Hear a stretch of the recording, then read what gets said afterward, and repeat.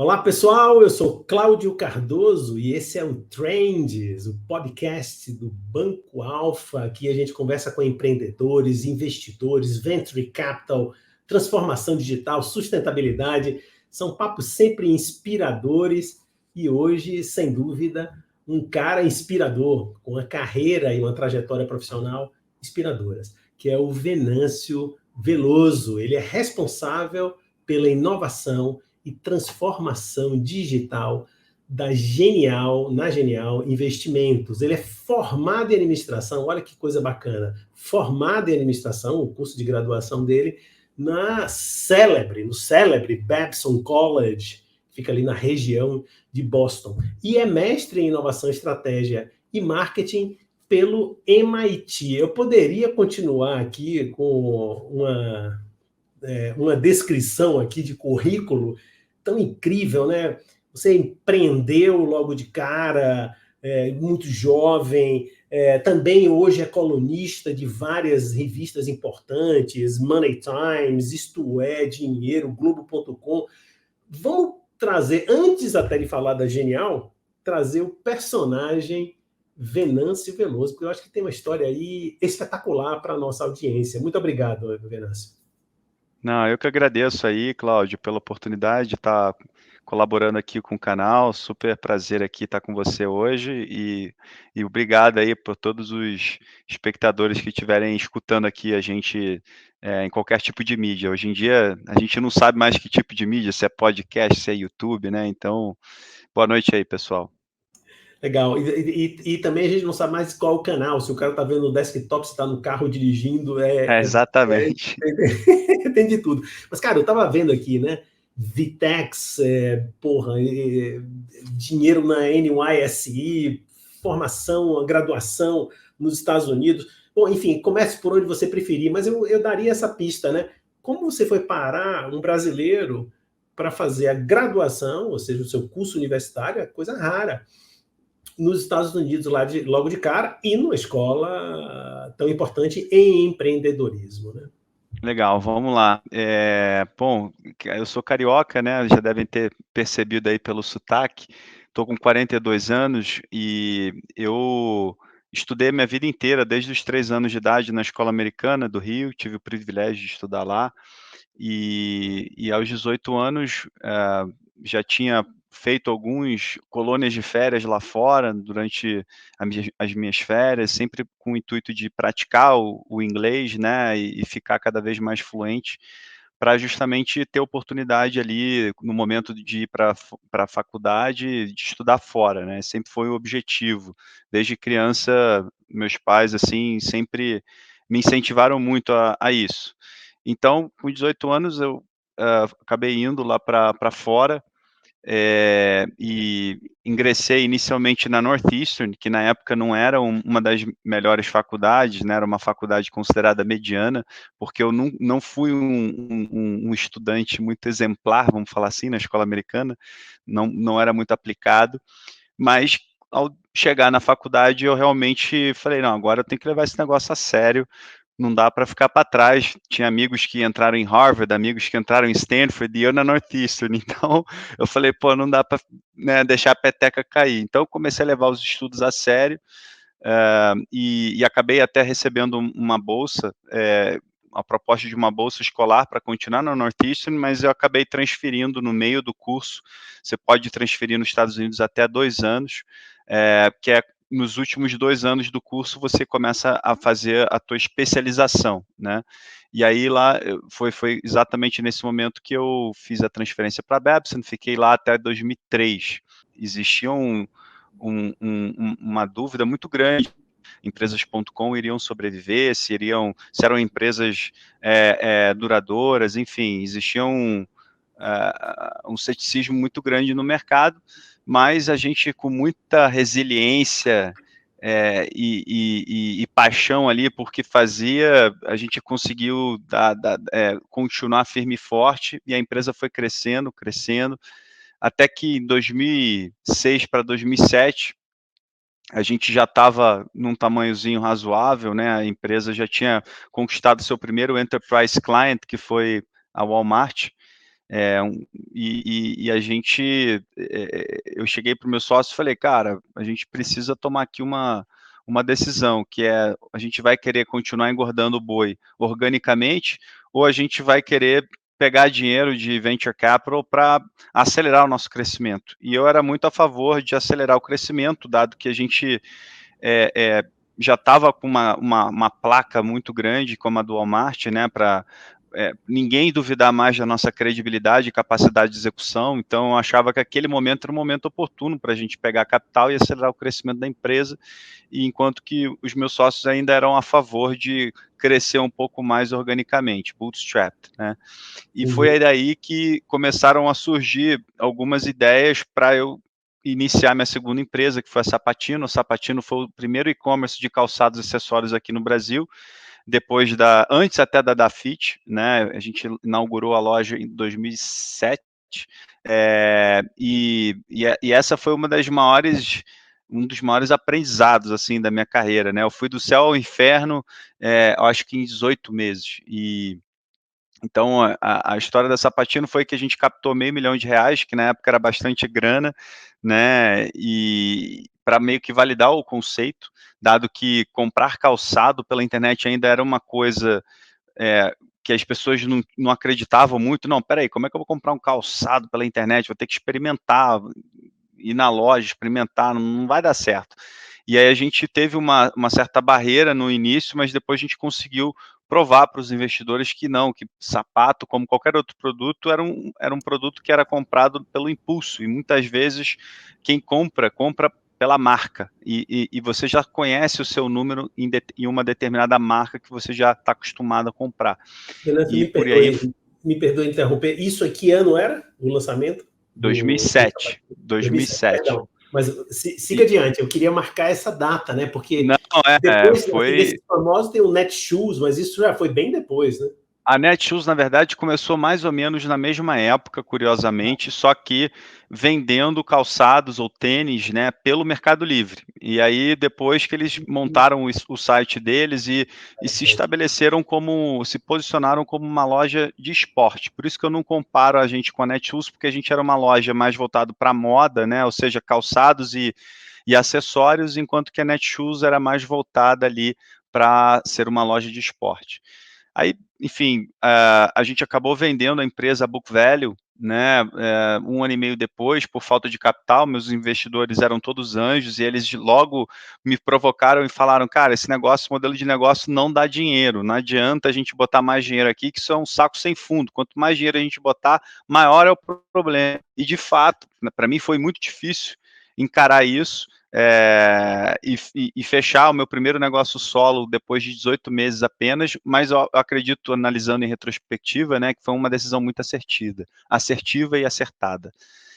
Depois disso, eu comecei a fazer um pouco de consultoria, e numa dessas consultorias surgiu a minha terceira empresa, que foi a Web Pesados. A Web Pesados, ela continua até hoje um dos principais portais de máquina e veículos pesados no Brasil, né? E ali foi uma história também super legal, de turnaround. O site estava faturando zero, era um site classificados online, tipo Webmotor, só que focado no nicho de máquina e veículo pesado. Estava faturando zero, estava com 2.000 clientes na base e só 60 mil, nem isso, 10 mil visitas, mais ou menos, né? Estava super baixo. O pessoal era um pessoal do setor de máquina e veículo pesado, mas com pouquíssimo know-how de internet. Então, eles me convidaram para entrar como consultor inicialmente, e aí eu cheguei para eles depois de 3 meses analisando ali o negócio, fazendo um dive deep ali no negócio, falei, olha, esse negócio aqui não vai parar de pé. Infelizmente, nesse modelo, o negócio não é viável. Eles, pô, como assim? A gente já investiu R$1 milhão nesse negócio, não é possível. Aí eu falei, olha, realmente esse mercado, o seu cliente, que são as concessionárias de máquina e veículos pesados, principalmente, são muito analógicas, né? A galera usava a Nextel para mandar e-mail. Eu cheguei a pegar o dono de uma concessionária pedindo para a secretária imprimir o e-mail para ele escrever a caneta à mão, para ela digitalizar e enviar. Eu falei, cara, a gente está morto. porque o Acredito que eu já principal... fiz isso também. Principal proposta de valor, né, de um classificados online é a geração de lead, é e-mail. Se o cara, o vendedor, ele demora 1, 2 semanas para responder o potencial comprador, o comprador vai para outro lugar, ele perde o lead, né? Então eu falei, olha, nesse modelo a gente está morto. Tá bom, então qual que é a sua recomendação? Não, a minha recomendação é a gente pivotar o modelo para o modelo classificados, leilão e feirão, que foi aí que a gente introduziu o conceito de marketplace, a gente começou a participar com uma comissão de venda, né, e a vender de fato as máquinas que estavam anunciadas no classificados, a gente passava para um leilão ou para um feirão, né, a diferença é que no feirão a gente tinha uma venda direta e o leilão a gente fazia ali o leilão típico online, né, então a gente passou a ganhar uma comissão e com isso em 5 anos a empresa foi de 0 para 7 milhões de faturamento, a gente saiu de 2 mil clientes para mais 150 mil e de 10 mil visitas para mais de 150 também no ano, né? Então foi um case super legal que Super levou interessante. para a minha segunda etapa ali, ou segundo trilha da minha carreira, que foi a de consultor. E aí, como consultor, basicamente eu peguei todo o aprendizado como empreendedor e encapsulei, né, na consultoria para ajudar grandes grupos a inovarem como as startups, mas sem gastar muito dinheiro, porque a maioria das empresas, né, grandes grupos, queriam inovar, mas não sabiam por onde começar. Então foi aí que surgiu, né, a consultoria, a DIB, que é Digital Innovation Builders, né, que eu construí lá em 2014, logo depois da venda da Web Pesados para os meus sócios, com o intuito de ajudar grandes grupos a inovar e se transformar digitalmente, né? Eu fiz isso por 3 anos e meio e depois acabei tirando um ano sabático para fazer meu MBA, dessa vez em MIT, voltei para Boston novamente, mas dessa vez eu fui para MIT, fazer um fast track lá, que se chama Sloan Fellows, né? Voltado para executivos entre 34 a 45 anos. Eu estava com 34 na época, fui um dos mais jovens lá da turma, e com 6 meses de curso eu já tinha sido contratado pela Amazon aqui no Brasil para ajudar com a expansão do marketplace. E aí aqui eu fiquei na Amazon durante 1 ano e meio, ajudando ali com a expansão do marketplace, que na época, quando eu entrei, só tinha loja de livros. Aí a gente lançou a loja de eletrônicos, loja de moda, esporte, ferramentas, entre outras, até que eu fui convidado aqui pelo time da Genial, pelos sócios CEO, um dos sócios CEO, que é o Rodolfo Richert, para realmente ser esse agente da transformação e ajudar a Genial, né, a se transformar digitalmente. Que era um pouco do que eu já fazia como consultor, só que agora Fantástico. focado em uma empresa só, como a Genial. E o Fantástico. case da Genial, acho que, né, a maioria das pessoas aqui conhece um pouco, mas eu acho que, contando um pouquinho, o grupo hoje, ele é um grupo de 7 empresas, a gente tem o banco, que foi a fundação do grupo, né, o Banco Brasil Plural, que foi fundado em 2009, logo após o encerramento do non-compete do Rodolfo, do André e de mais algumas outras pessoas que trabalhavam no Pactual e ficaram durante 5 anos ali no non-compete depois da venda para o UBS. E aí, depois do banco, eles começaram a comprar algumas empresas para formar o braço varejista que veio a ser a Genial Investimentos em 2016. Então, hoje a gente tem o banco, tem a corretora, tem a administradora, tem uma comercializadora de energia e 3 assets, né, que juntas compõem um AUC, que são ativos sobre custódia de mais de 160 bi. A gente também está com mais de 1 milhão de contas aí abertas no varejo e estamos figurando aí no ranking da B3 entre primeiro e terceiro lugar, né, em ações à vista e futuro. Então, o grupo cresceu muito nesses últimos 3 anos, 4 anos, né, muito impactado também e impulsionado aí pela própria pandemia, que foi um grande catalisador aí da transformação digital. Eu queria pegar talvez esse gancho aí também, né? Quer dizer, toda essa sua história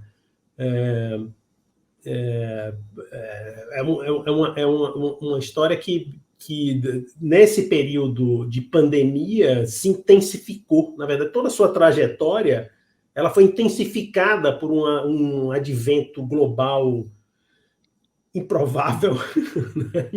Ninguém poderia acreditar que algum dia acontecesse o que aconteceu, né? Só vendo, né? Só vendo para crer, mas que toda essa, por exemplo, a intensificação computacional a partir de casa, por exemplo, né? Quer dizer, houve uma alimentação solicitada de forma digital, as reuniões, nós estamos fazendo uma entrevista aqui, um papo digital, você está em um lugar e eu estou no outro, ou seja, essa sua trajetória é como se fosse uma culminação desse acontecimento. E é interessante, né? Porque você é um consultor, um executivo que tem uma cabeça já transformada digitalmente praticamente desde a origem, né? Quer dizer, desde a origem. Qual o valor que você vê nesse mindset para a turma executiva do mundo financeiro, por exemplo? É uma conjugação, talvez, de pessoas da minha idade para mais, eu tenho 62, 20 a mais do que você, e talvez também de uma conjugação de uma nova geração. Como é que você vê esse cenário? As pessoas dessa geração, elas já são mais ou menos como você, ou eles não tiveram tanta oportunidade para ser tão digital transformado desde a origem? Como é que você vê esse mindset e os desafios que estão aí à vista? Porque não se trata de uma conexão com tecnologia, se trata de uma forma de pensar os relacionamentos com o público, com o consumo, a forma de se posicionar. Enfim, eu queria que você comentasse um pouco isso, porque você é um poço de conhecimento dessa história, vivo, testemunho, né? Bom, super legal e pertinente a pergunta, Cláudio, porque assim, muitas pessoas confundem um pouco, né, o que é a transformação digital. A transformação digital, ela vai muito além da tecnologia, porque afinal de contas, o que adianta você ter uma tecnologia de ponta se o time não está capacitado para usar aquela tecnologia? É como se você tivesse uma Ferrari na sua garagem e não soubesse dirigir, né? Então, a transformação digital, ela obviamente passa por um processo de tecnologia, mas ela é muito mais sobre estratégia, liderança e principalmente mudança de mindset, ou seja, de mentalidade, do que a da tecnologia per se. A tecnologia ela é um meio, né? É obviamente que para você mudar comportamentos, você precisa da tecnologia, seja para automatizar um processo, seja para agilizar alguma coisa, seja, enfim, a tecnologia normalmente ela vem, né, ou para melhorar a receita, ou para reduzir custo, otimizar processo. Então, a tecnologia ela é necessária, mas ela não adianta se as pessoas não forem capacitadas para utilizar. E aqui na Genial, quando eu cheguei, foi curioso, primeiro dado que eu levantei aqui para alta liderança foi que o nosso quadro de colaboradores tinham apenas 10% em TI. Então eu falei, pessoal, premissa básica, se a gente quer ser uma empresa de tecnologia ou digital, a gente precisa ter mais pessoas de tecnologia. Não tem como a gente ter apenas 10% do nosso quadro em tecnologia e querer ser uma empresa de tecnologia. Não tem como, né? Então, houve todo um processo aqui muito de evangelização, de educação sobre o que são melhores práticas, quais são as melhores metodologias, de revisão do código da cultura, enfim, tiveram várias mudanças nesse aspecto. Para dar um exemplo, a gente não tinha uma área de produto, a gente não tinha uma área de data analytics aqui, a gente só tinha uma área de sistemas e uma área de infraestrutura.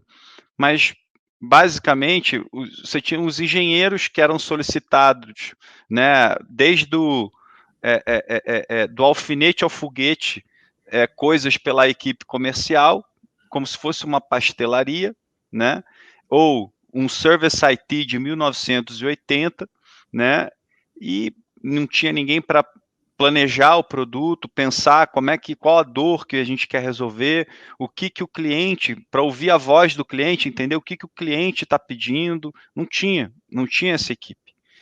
Então Incrível. a gente, aos poucos, a gente foi montando, acertando aqui a casa, acertando a cozinha, para que a gente começasse, de fato, ter um processo de desenvolvimento de software de ponta a ponta, né? Onde, Desculpe me interromper um pouco, eu por quero dar favor. um testemunho, uma coisa até que não é nem muito recomendável, assim, do papel de entrevistador. A gente quer lhe ouvir, né? Não o cara que está facilitando. Mas eu preciso fazer esse testemunho aqui para você.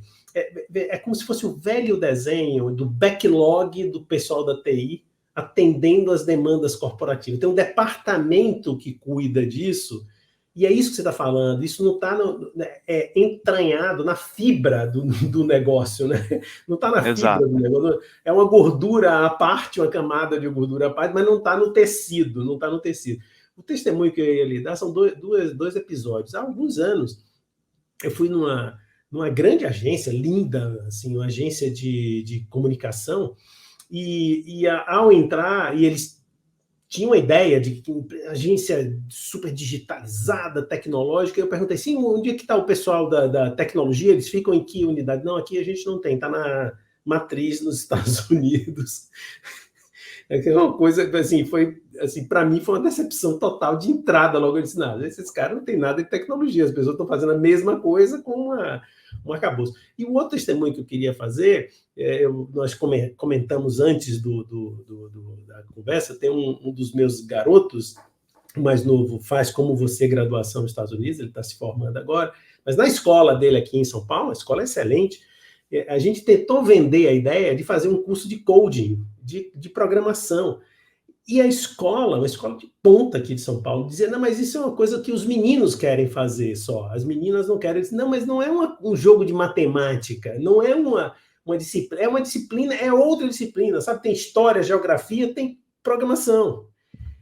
Isso não está impregnado ainda na nossa cultura de forma assustadora, porque nós vivemos isso agora o tempo inteiro. Como é que a gente pode fazer qualquer coisa se as pessoas não sabem codificar, né, e não entendem o que é isso? Desculpa essa pré-eleção, mas é para alimentar essa conversa. Mas é isso, Não né? está na cultura ainda Mas não é um caiu pouco a ficha, disso, na né? maioria dos casos.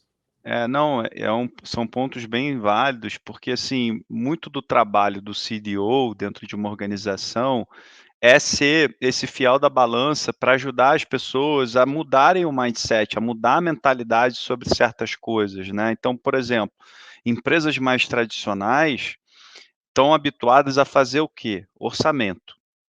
Não fazem planejamento estratégico, como se manda o figurino, né? Ou nos dias de hoje.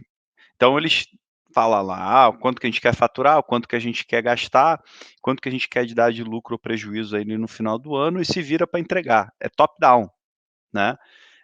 Enquanto que o planejamento estratégico hoje em dia, moderno, tem várias metodologias, mas uma que eu gosto muito, virei fã e até ajudei a implementar aqui na Genial, são os OKRs, onde você tem o planejamento top-down, bottom-up, ou seja, a alta liderança estabelece os OKRs estratégicos do ano, enquanto que os gestores estabelecem os OKRs táticos de como que eles vão contribuir para atingir aqueles OKRs estratégicos definidos pela alta liderança, e com isso você tem a participação de todo mundo e todo mundo toma propriedade daquilo, né? Então, inclusive, nessa mudança, os OKRs foram, diria para você, que uma das grandes alavancas da mudança. Por quê? Porque foi uma mudança de comportamento muito grande. No momento que a gente começa a reportar resultado semanalmente, mensalmente, trimestralmente, e todo mundo começa a ter visibilidade do resultado de todo mundo, e todo mundo começa a ter visibilidade das metas e dos objetivos da corporação, né? Então, os interesses começam a se alinhar mais, você começa a ver também um foco no que realmente importa, porque se não tiver alinhado com os objetivos e metas estratégicas da empresa, não tem por que você fazer, né?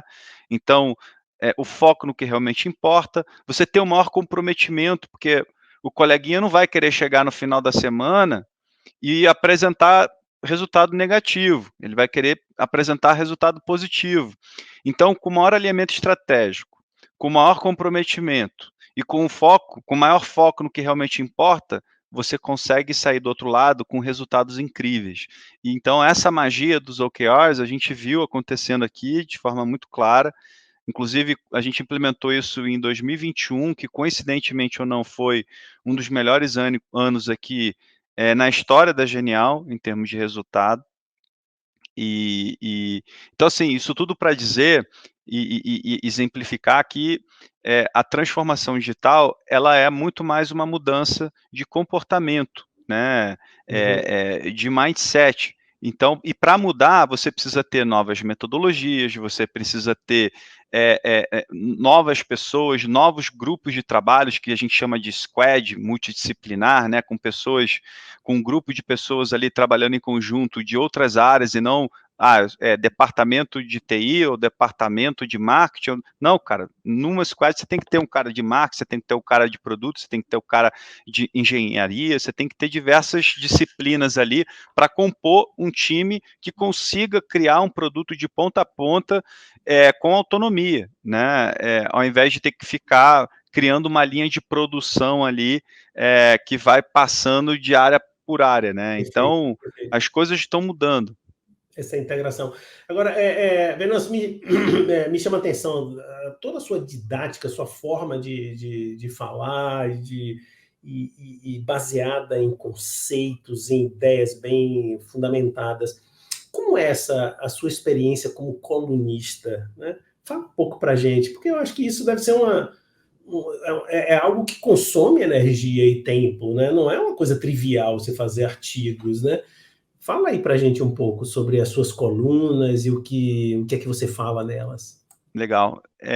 Bom, eu normalmente uso a coluna como um exercício de reflexão sobre os aprendizados que eu estou tendo. Então, é uma forma de eu encapsular, né, os aprendizados que eu estou tendo ali ao longo do tempo.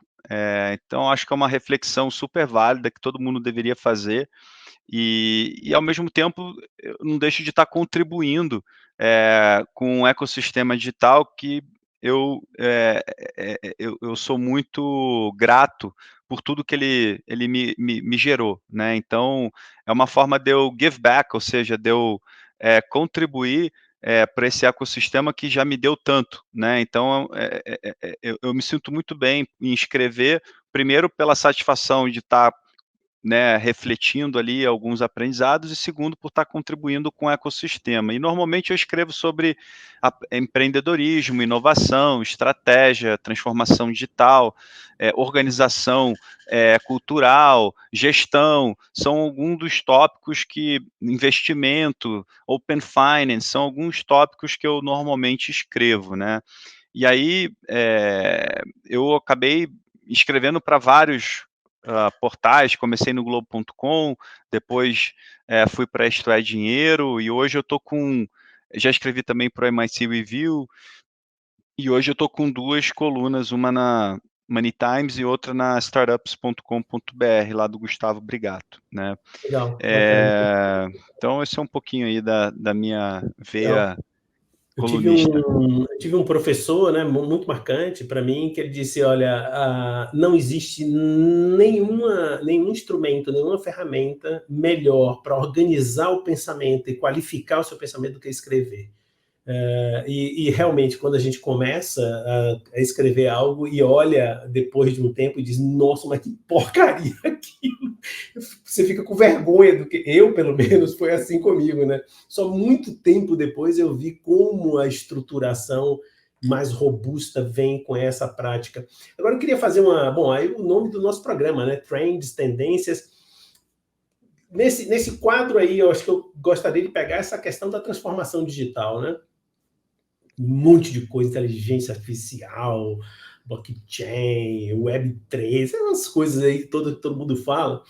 Mas assim, botando a bola no chão, Venâncio, você é um cara que já deu para ver que você bota a bola no chão com muita tecnologia e metodologia. Aliás, eu queria falar para os nossos ouvintes aqui que eu vou dar dicas das suas colunas na descrição, no Spotify, no YouTube, e também sobre os OKR, os OKR, OKR, a gente vai botar isso aí para a turma ficar por dentro. Mas para concluir aqui o nosso papo, infelizmente, por conta do tempo, o que é que você vê aí de trend, de perspectiva em transformação digital? Legal. Bom, acho que esse ano vai ser em termos de macroeconômicos, né, vai ser um ano super desafiador, e como vocês sabem, né, o cenário, assim, em termos de capital de risco não está favorável, tem muitas empresas, que estão sendo vendidas ou que estão com problemas financeiros ou que estão com falta de capital. Com isso surgem oportunidades, né. Obviamente toda crise traz também oportunidades, seja de investimento, seja do que for. Mas, o que eu vejo para esse ano desafiador é que, primeiro, as empresas que vão sair do outro lado da porta são aquelas que forem melhores geridas, né, e obviamente, tiverem a habilidade de buscar caminhos alternativos. Vou dar um exemplo, muitas empresas, que estavam ali naquele plano de, crescimento a qualquer custo, vão ter que se reinventar, vão ter que, enxugar um pouco mais o custo, vão ter que começar a se preocupar com o bottom line, que é em dar lucro, coisa que elas não sabiam o que que era até pouco tempo atrás. Então, a regra do jogo mudou, né. Eu acho que todo mundo surfou essa onda aí da abundância aí do capitalismo por bons anos e agora está começando a cair na realidade, e os próprios investidores estão começando a ficar também mais exigentes. Consequentemente, isso abre oportunidade para você comprar empresas ou investir em empresas com valuations mais descontados ou mais ajustados, né. Então acho que, como toda crise, você consegue achar ativos ou empresas com valuations bem favoráveis ou mais ajustados, digamos assim. Inclusive, eh eh, lá nos Estados Unidos isso já é uma realidade, né, você vê que tem muitas empresas que estão começando a vender ação no mercado secundário. E isso é uma tendência que eu vejo que vai começar aqui no Brasil, a partir desse ano, dado todo esse momento de crise que o mercado de tecnologia está passando, né. Então, com certeza vão haver aí fundos, interessados em investir nessas empresas que estão no momento ruim, né, pegar essa desvalorização para quando o mercado se recuperar, poder aproveitar aí, né, a retomada aí junto com essas empresas da economia. Então essa eu acho que é uma das tendências, né, como toda crise aparecem oportunidades aí de investimento para investir em empresas em baixa, né, eu acho que essa é uma tendência forte. Em termos de tecnologia, eu acho que esse vai ser um ano, bem importante do blockchain, do Web3, né, a gente vê já muito se falar nisso, principalmente na seara dos games, né, a gente tem visto bastante coisa aí, na seara dos games, a parte de tokenização também, a gente vê, bastante, tokenização, principalmente no setor imobiliário, setor financeiro também estão surgindo várias empresas.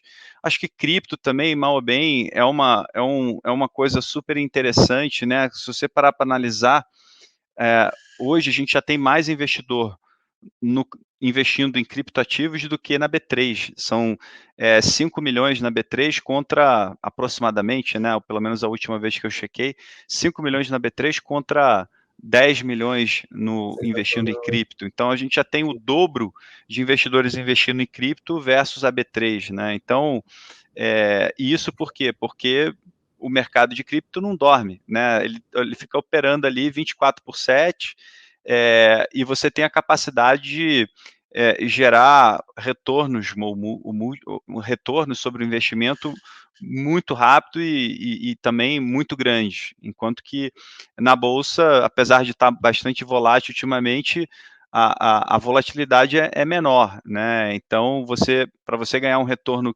como o mercado de criptativos é bem mais difícil. Então, acho que a Web3, como essa parte de cripto, blockchain, né, também é uma forte tendência aí para esse ano, tem muita coisa que está acontecendo aí, e o mercado financeiro como um todo, né, eu vejo que está passando por um momento de transformação muito forte, né, afinal de contas, há 10 anos atrás a gente tinha pouquíssimos, nem se falava de banco digital praticamente, né, os bancos digitais começaram recentemente aí com a chegada do Neon, Nubank, Original, entre outros bancos que começaram essa tendência, né, e agora estão cada vez mais se consolidando e conquistando seu espaço aí no mercado. Então, eu acho que o mercado financeiro como um todo está passando por uma transformação muito grande, fala-se muito aí de Open Finance, Open Investment, né, eu acho que essa também do Open Finance e até do Banking as a Service também são tendências muito fortes no mercado financeiro, né, cada vez mais o cliente sendo proprietário ali dos seus dados, tendo, né, a propriedade ali dos seus dados, e as instituições financeiras compartilhando também cada vez mais as informações entre os seus consumidores, que acaba sendo o maior beneficiário nessa história toda, né? Porque uma vez que você é dono dos seus dados, você pode escolher para onde que você quer ir, de uma forma muito mais simples, né? Então, eu acredito que essas são as tendências aí para esse ano, tá? Eu não sou nenhum guru, não gosto de fazer muitas Ah, excelente. projeções aí, né, mas eu diria que essas são as grandes tendências que eu vejo aí para esse ano de 2023. Muito bacana. Venâncio, olha, muito obrigado. Um papo agradabilíssimo, super informativo e parabéns pela sua trajetória, de fato muito inspiradora, e eu espero que as pessoas que tenham acesso a essa gravação aqui da gente, porque está muito, muito positiva mesmo, muito, muito bacana. Um grande abraço para você, sempre às ordens. Apareça para um café aqui com a gente. Com certeza, Cláudio. Obrigado aí, boa noite a todos. Chegamos ao final de mais um Collab Trends. Hoje eu conversei com Venâncio Veloso, que é o responsável por inovação e transformação digital na Genial Investimentos, além de ser um empreendedor em série desde muito jovem. Bom, então você já sabe, continue nos nossos canais aqui do Alfa, no Spotify, no YouTube, e a gente se vê no próximo Trends. Até lá.